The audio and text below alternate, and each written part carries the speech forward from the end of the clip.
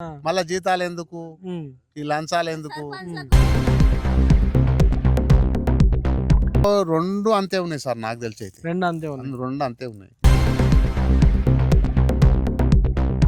హ్మ్. వీళ్ళ మీద ఆయన నువ్వు దొంగ అంటే నువ్వు వాళ్ళు దొంగలయ్యిర్రు ఫస్ట్. వాళ్ళు దొంగలయ్యి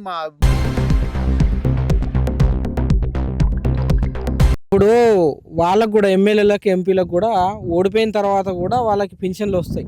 సుమారు 25,000 నుంచి 70,000 వరకు వస్తాయి. పింఛన్‌లొస్తాయి. వస్తాయి సార్. మరి వాళ్ళంతా సంపాదించుకొనే ఉంటారు గదా! అవు. వాళ్ళకి అవసరమా పింఛన్‌లు? ఆళ్ళకి గూడా ఇయ్యొద్దు పింఛన్. ఎవలికి ఇయ్యొద్దు పింఛన్ ఇయ్యొద్దు. ఆ! ఇప్పుడు రూలింగ్‌లో ఉన్నప్పుడు వాళ్ళ జీతం ఏందో సాలరీ తీసుకోవాలి. తర్వాత పని చేసుకోవాలి. ఆళ్ళకి కూడా పింఛన్. ఏమిటికి పింఛన్? హ్మ్.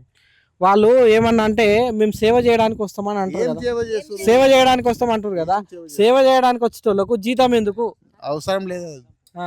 ఇప్పుడు సేవ చేస్తానప్పుడు సేవ చేయాలి కదా! ఆ! మళ్ళా జీతాలు ఎందుకు, హ్మ్. ఈ లంచాలు ఎందుకు? అన్నీ సంపాదించుకోవడానికి గదా! అన్ని సంపాదించుకోవడం. ఉచిత పథకాలు ఇస్తే ఎవ్వి ఇమ్మంటారు మీ దృష్టిలో? విద్యా, వైద్యమా ఇంకేమైనా ఉన్నాయా? ఒకటే ఒకటే సార్ ఏందంటే రైతు బంధు ఒకటి ఇవ్వాలి, హ్మ్.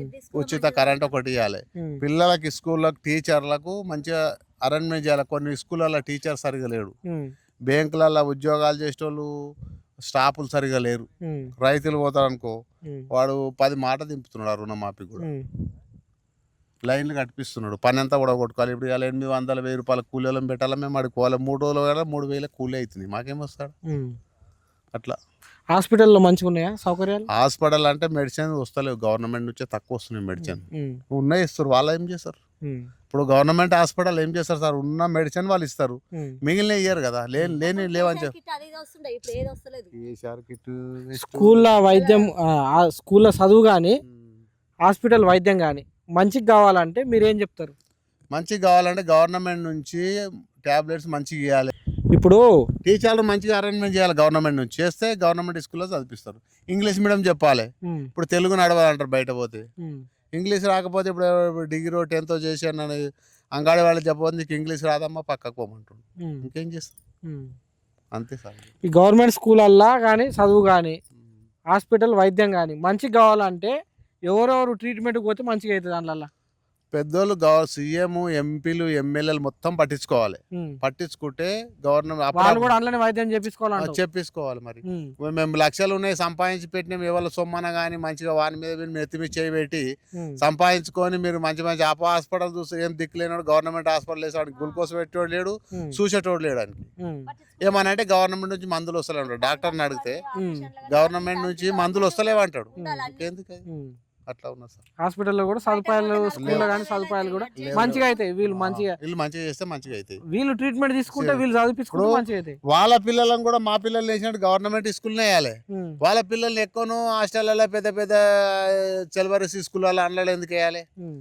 ఇప్పుడు మా పిల్లలనేమో గవర్నమెంట్ స్కూల్ చదవమంటారు. వాళ్ళ పిల్లలను కూడా అట్లా వేయాలి కదా. హ్మ్. వాళ్ళ పిల్లలు ఎప్పుడో తొందరగా చదవాలి, డాక్టర్ కావాలి, లాయర్ కావాలని, బయట దేశం పోవాలని వాళ్ళు ఇష్టం ఉన్నట్టుగా చదివించి వాళ్ళ పైసలు లక్షల డొనేషన్ కట్టి హ్మ్. చదివించి వాళ్ళని బయట దేశం పంపిస్తారు. అట్లా సార్. సరే. ఉన్నది ఒక ఆమె రిజర్వ్ పెట్టుకుంది ఆల్రెడీ. మొత్తానికి రేవంత్ రెడ్డి పరిపాలన ఎట్లుంది? కేసీఆర్ పరిపాలన ఎట్లుంది? ఇగో 2 అంతే ఉన్నాయి సార్ నాకు తెలిసి అయితే. 2 అంతే ఉన్నాయి. 2 అంతే ఉన్నాయి. హ్మ్. ఇప్పుడు ఆయన అన్న ఆయన తమ్ముడు హ్మ్. అంతే.